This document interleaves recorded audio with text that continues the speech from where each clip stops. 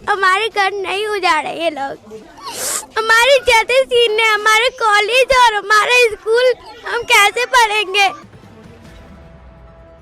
तुलसी हाय गरीब की कभू न खाली जाए, मुँहे डोर के चाम से लोह भस्म हो जाए।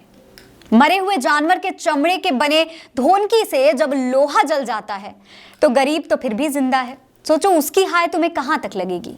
लेकिन आज इस देश का गरीब रो रहा है। ठिठुरती सर्दी में घर से बेघर हो गया है।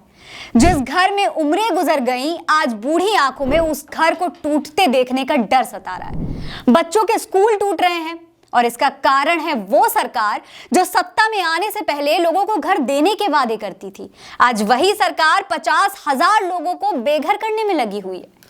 दरअसल उत्तराखंड के हल्द्वानी में रेलवे ने आरोप लगाया है कि उनकी जमीन पर 50,000 लोगों ने कब्जा कर लिया है। उन्होंने इसी को लेकर हाईकोर्ट का रुख किया था, जहां जमीन से कब्जा हटाने की बात कही गई थी।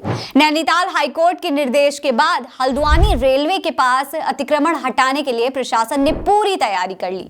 वहीं दूसरी तरफ गरीब परिवार अपने हाथों में कागज, हाउस टैक्स और बिजली का बिल लेकर आंदोलन कर रहे हैं। इस पर राजनीति भी गरमाई। बसपा सुप्रीमो मायावती से लेकर सपा सुप्रीमो अखिलेश यादव तक ने सरकार पर तंज कसा। समाजवादी पार्टी के ट्विटर हैंडल से लिखा गया, भाजपा घर बसाने का वादा करके सत्ता में आई थी। भाजपा के सत्ता में आने के बाद से करोड़ों लोग बेघर, बर्बाद और तबाह हुए।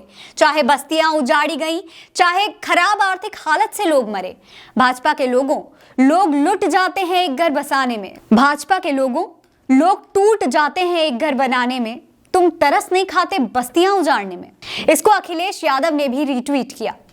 अखिलेश यादव ने सरकार से सवाल किया कि क्यों लाखों साल से जो लोग उस जगह पर रह रहे हैं, सिर्फ 7 दिन का नोटिस देकर कैसे उन्हें बेघर किया जा सकता है। लेकिन गोदी मीडिया के पत्रकार उल्टा अखिलेश से ही सवाल करने लगे, उन्हें सलाह देने लगे कि उन लोगों को वो अपने घर में क्यों नहीं रख लेते।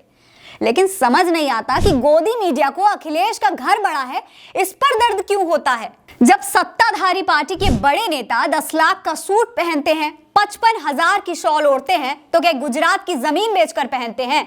सरकारी खजाने से ही पहनते हैं ना। तो फिर रेलवे की जमीन जिस पर कब्जा हुआ है, उसका हाउस टैक्स, वाटर टैक्स सरकार क्यों ले रही है? क्या जो परिवार वहां दशकों से रह रहे हैं वो अपने हक के लिए आवाज नहीं उठा सकते? कोई गरीब के लिए आवाज उठाता है तो वो गलत क्यों लगता है? हालांकि गरीब जनता का जो दर्द सरकार को नहीं दिखा, उसे सुप्रीम कोर्ट ने महसूस कर लिया और हाई कोर्ट के फैसले पर रोक लगा दी। सुप्रीम कोर्ट ने कहा कि इतने सारे लोग लंबे समय से वहां रह रहे हैं, उनका पुनर्वास तो जरूरी है। 7 दिन में ये लोग जमीन कैसे खाली करेंगे?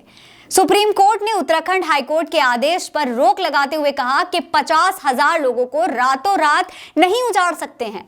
हमने उस पूरे प्रोसेस पर रोक नहीं लगाई है, केवल हाईकोर्ट के आदेश पर रोक लगाई है। कोर्ट ने कहा कि ये एक मानवीय मुद्दा है।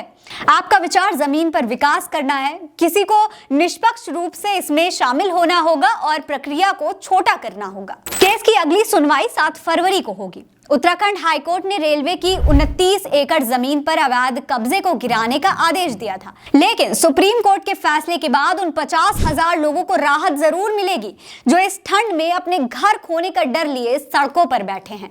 इस वीडियो में इतना ही। नमस्कार।